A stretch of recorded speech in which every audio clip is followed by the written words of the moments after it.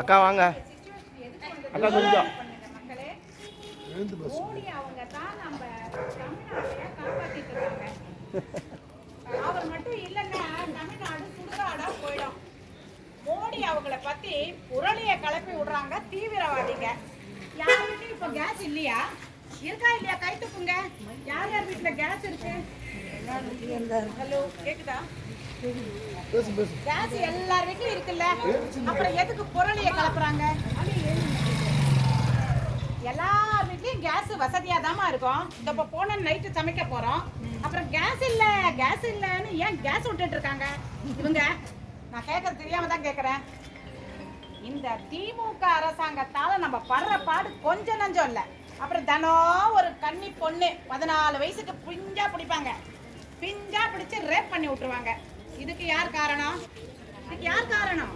மக்கள் நாளைக்கு இந்த தெருவுல வரமாட்டாங்கன்னு என்ன நிச்சயம்? போதை அரசாங்கம். இது என்ன அரசாங்கம்? போதையில என்ன வேணா பண்ணலாமா?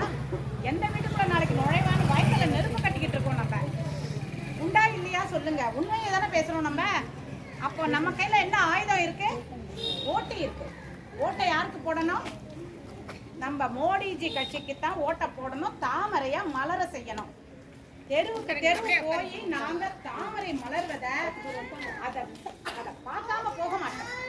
கண்டிப்பாக தாமரையை நம்ம மலர செய்யணும். பார்த்து பார்த்து செய்யறதுல